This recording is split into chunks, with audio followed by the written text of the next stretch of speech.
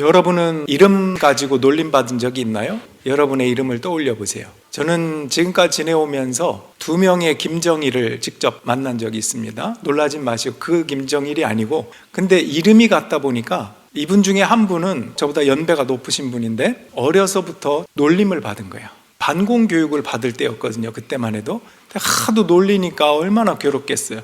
저도 어릴 때 생각해 보면 여동생이 있는데 여동생한테 학교에서 들은 얘기 와서 해주면 그렇게 재밌게 웃었어요. 뭐냐면 내래 이북에서 왔디비 남조선 거리를 걷는데 칼이 날라오디 안 가서 내래 할 수 있가서 이마로 박았디 김치 국물이 흐리디 안 가서 쭉 뭐 이런.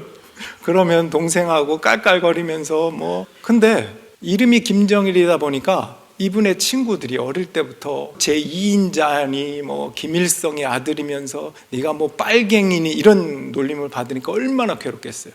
결국은 이름을 바꿨어요. 내가 아니고 김정일이라는 거예요. 나는 난데 자꾸 김정일이래.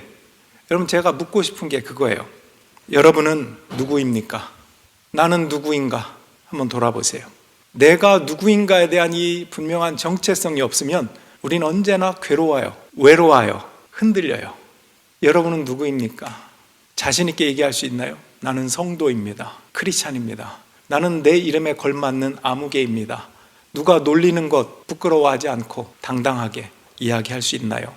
오늘 바울이 에베소 성도들에게 우리 성도의 정체성은 이러한 거다라고 기도 형식으로 알려줘요. 사도 바울이 기도하는 내용이거든요. 성도는 누구인가 몇 가지를 알려주는데 오늘 말씀이 읽기만 해도 좋은데 조금 많아요, 그죠? 그래도 성경을 조금씩 따라가면서 한번 봅시다. 17절 먼저 보겠습니다.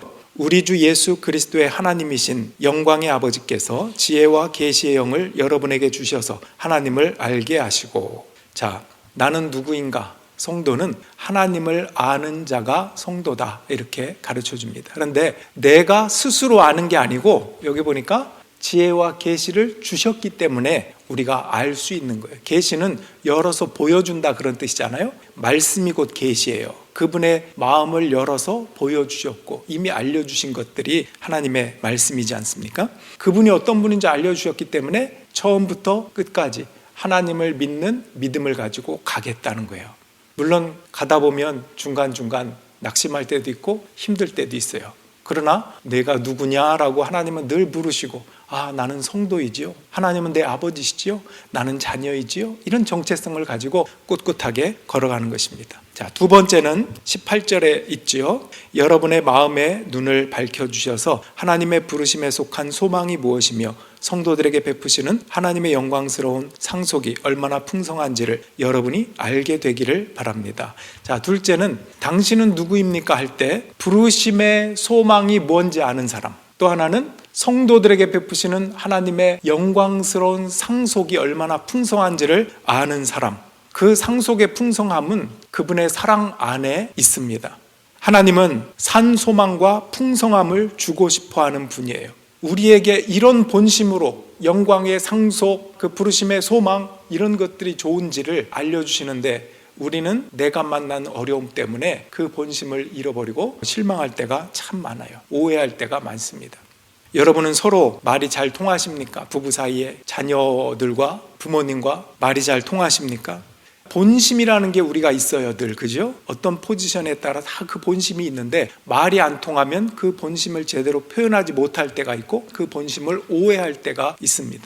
한국은 수능을 11월에 봐요. 그 추운 날 봅니다. 어떤 아버지가 있었는데 아빠가 평소에 아들하고 대화가 말이 안 통해. 뭔가 얘기하려고 하면 잔소리만 쏟아내다 보니까 이게 쉽지 않은 거예요. 그런데 수능 당일날 아빠가 일찍 회사를 출근해서 문자를 보냅니다. 아들한테. 아들아, 일단은 미안하다고 해요. 미안하다. 그동안 아빠 너무 무섭게만 하고 너를 잘 알아주지도 못하고 대화도 못한 것 같구나. 수능 보는 날인데 얼마나 마음이 떨리고 힘들겠니? 하지만 두려워하지 마라. 네가 시험을 잘 보든 못 보든 아빠는 너를 사랑한단다. 그리고 아빠는 너를 너무너무 자랑스럽게 생각한단다. 힘내자. 오늘 저녁에 집에 와서 보자. 사랑한다. 이렇게 보냈어요. 아들이 잠시 후 한 줄 답이 옵니다. 아빠, 저 고2예요. 고등학교 2학년이었어요. 수능 보는 게 아니고. 여러분, 이 이야기에 유머가 있긴 하지만 놓치지 말아야 될 부분이 있어요. 뭔지 아시죠? 너가 어떻든 나는 너를 자랑스럽게 생각해. 나는 너를 사랑해. 이게 본심이에요. 어제 우리는 웃었지만 그 본심은 진짜잖아요. 하나님도 한번 말씀을 보여주실래요? 에레미야 3장 그리고 이사야 49장인데요. 주님께서 우리를 근심하게 하셔도 그 크신 사랑으로 우리를 불쌍히 여기신다. 우리를 괴롭히거나 근심하게 하는 것은 그분의 본심이 아니다. 그럼 그분의 본심은 뭐라는 거예요? 너가 잘되기 원하고 너를 정말 사랑하고 우리가 함께 소통하기 원하고 축복하기 원하는 게 본심 아니겠습니까? 자, 두 번째 하나님의 말씀 이사야 49장 어머니가 어찌 제 젖먹이를 잊겠으며 제 태에서 낳은 아들을 어찌 긍휼히 여기지 않겠느냐. 비록 어머니가 자식을 잊는다 하여도 나는 절대로 너를 잊지 않겠다. 아멘. 여기 보면 젖먹이 어머니, 그 본성 가운데 정말 사랑할 수밖에 없는 그런 어머니를 생각해봐라. 그 어머니가 어떻게 젖먹이 자식을 잊을 수 있겠느냐. 그런데 만에 하나 그런 어미가 있다 한들 나는 그렇지 않다. 그러니까 하나님께서는 얼마나 너를 사랑하는지 아니? 그만큼 너는 나에게 어떤 존재인지 아니? 이렇게 말씀하시는 겁니다. 그러니 네가 사는 동안 네가 어떤 너 스스로의 오해나 어떤 상처나 무엇 때문에 나의 본심을 오해하지 말아주렴. 이런 말씀을 하시는 듯 합니다. 여러분, 우리가 본심을 놓치면 안 돼요.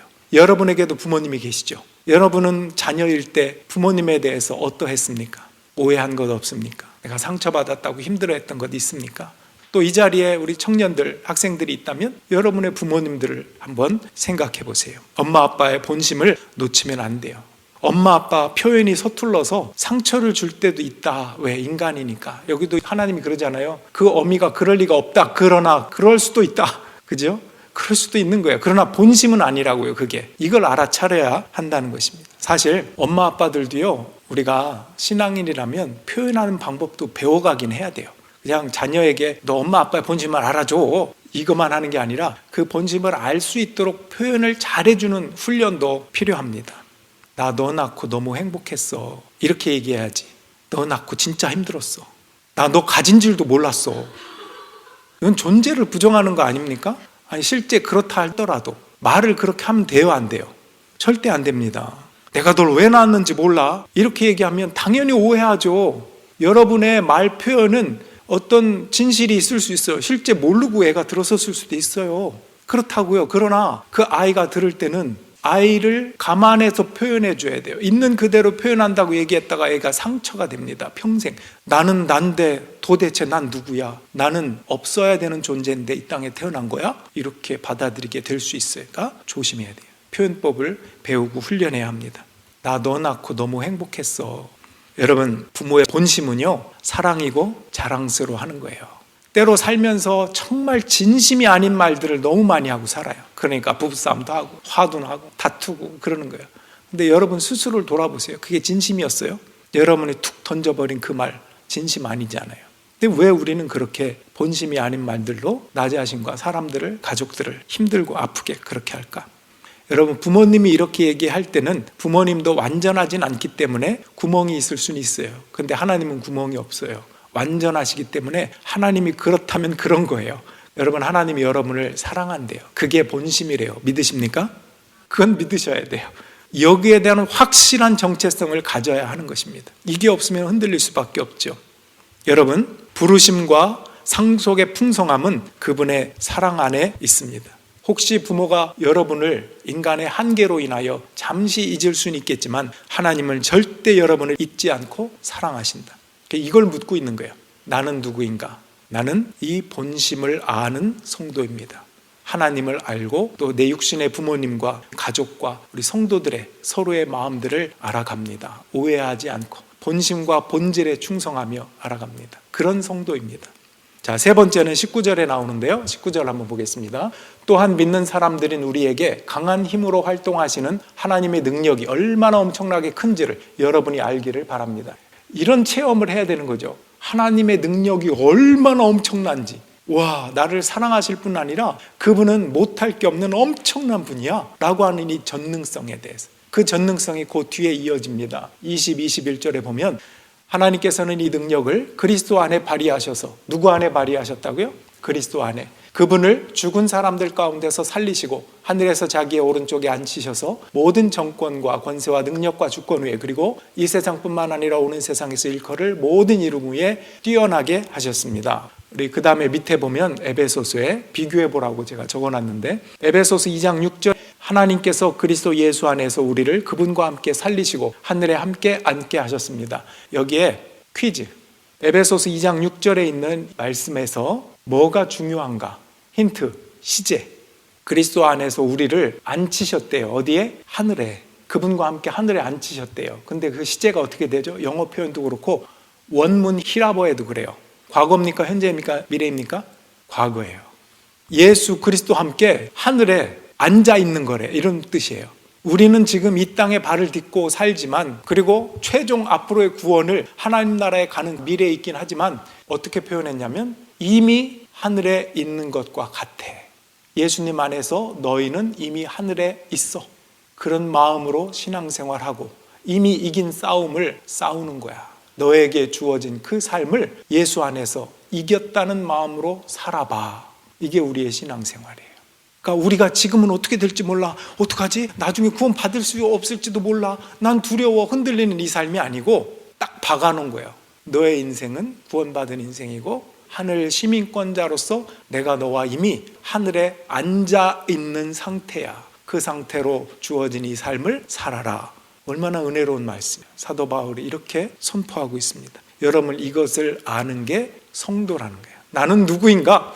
능력의 하나님을 알고 그 능력의 하나님은 나를 하늘에 앉히셔서 시민권자가 되게 하시고 함께 다스리라고 나를 대우해 주시는 자랑스러운 나예요. 하나님 보시기에. 여러분에게 누군가 수도꼭지를 틀어놓고 여기에 흘려져 있는 바닥에 물을 닦으라고 걸레를 던져주면 여러분 어떻게 하겠습니까? 수도꼭지를 잠그고 그 다음에 바닥에 물을 닦지 않겠습니까? 근데 정신적으로 좀 어려움을 겪고 있는 사람들은 그게 안 된대요. 수도꼭지 막을 생각을 못하고 그냥 열심히 닦는데요. 바닥만. 근원이 뭔지를 알아야 우리의 하는 일들이 소용이 있는 거잖아요. 하나님이 나의 근원이시다. 예수님이 말씀하셨어요. 너희는 나를 떠나서는 아무것도 할 수 없다. 나는 포도나무, 너희는 가지다. 내가 네 안에, 네가 내 안에 있는데 너와 나는 하나야. 붙어 있는 거야. 당연히 너는 나를 떠나서 아무것도 못하지. 붙어 있어야 생명이 있는 거고 성장이 있는 거고 열매가 있는 건 아니겠니? 나와 함께 있자. 이런 강조의 말씀.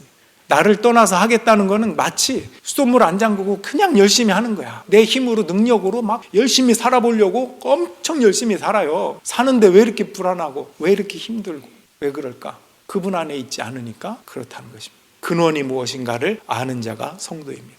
교회가 그리스도의 몸이라고 하는 이유가 뭐냐면 예수님을 근원으로 여기고 사는 사람들이 모여있는 곳이 교회이기 때문에 그래요. 구원받은 자로서 내 근원이 예수님이구나 하는 것을 고백하는 사람들이기 때문에 그렇습니다. 다윗의 예를 한번 들어볼까요? 시편 62편에 눈으로 한번 그냥 보십시오. 내 영혼아 하면서 잠잠히 하나님만 바라라. 구원이 그에게서만 나온다. 하나님만 나의 반석이다.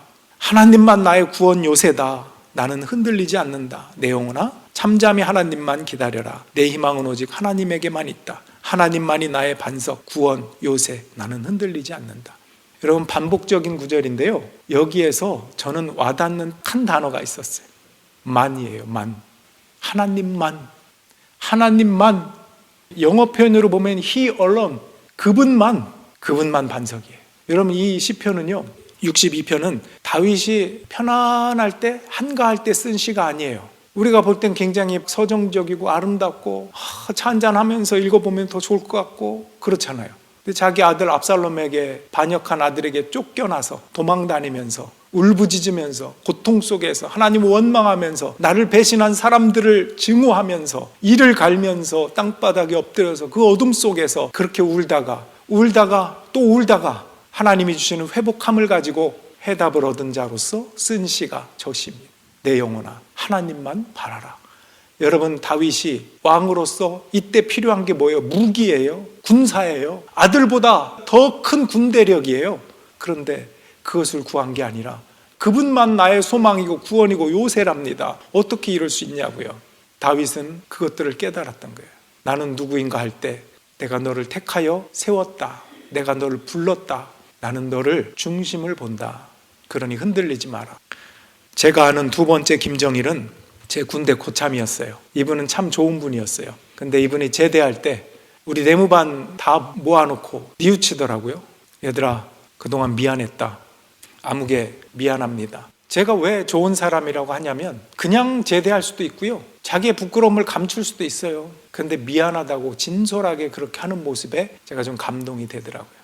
여러분, 우리도 마찬가지. 회개할 거 있으면 회개합시다. 내가 성도로서 하나님을 안다고 했는데 정말 알았던 게 아니었던 것 같아요. 회개합니다. 하나님 나를 불러주셨다고 분명히 말씀하셨는데 부르심에 합당한 삶을 살지 못한 것 같아요. 회개합니다.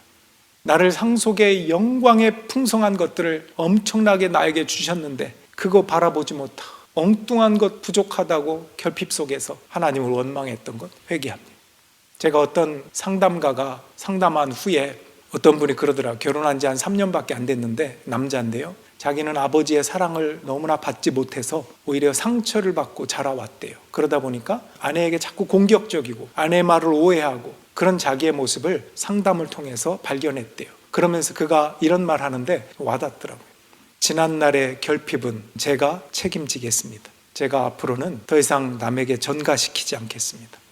그런 것처럼 우리도 내 삶에서 내가 하나님을 오해해서 받은 상처가 자녀에게 가지 않도록, 또 나 자신에게 스며들지 않도록, 하나님이 어떤 분이신가 우리는 본심을 알잖아요. 이제 알았잖아요. 우리를 너무나 사랑하시고 고통과 어려움을 통해서 가장 좋은 길로 인도하실 분이라는 것도 알잖아요.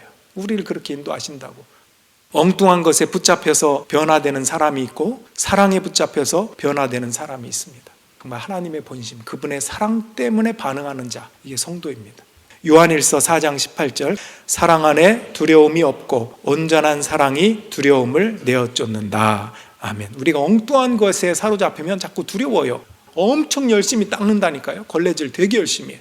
여러분, 사랑이 해답입니다. 우리 성도는 예수 그리스도의 그 사랑 안에 무릎으로 섬기는 사람들입니다. 그분은 나를 위해 죽으셨고 나를 위해 사셨습니다. 그리고 나와 함께 하늘에 앉아 계십니다. 우린 그런 든든한 사람들입니다. 여러분, 묻겠습니다. 나는 누구인가? 속으로 한번 대답해 보세요. 나는 성도입니다. 어떤 성도? 하나님을 아는 성도, 부르심의 소망을 아는 성도, 상속의 풍성함을 아는 성도, 그리스도 안에 나타난 하나님의 능력을 아는 성도. 그 능력 속에는 부활의 능력 때문에 나와 함께 하늘에 앉혀주신, 그리고 나를 사랑하신 그 본심을 아는 성도. 때로는 예수님 한마디 해놓고 기도한다고 한마디 해놓고 아무것도 할 수 없어서 눈물만 흘리더라도 하나님은 나를 그렇게 사랑해 주셨다는 것을 고백하는 성도. 예수님만으로도 충분하기 때문에, 아니 충분이라는 표현도 충분하지 않은 것 같아요.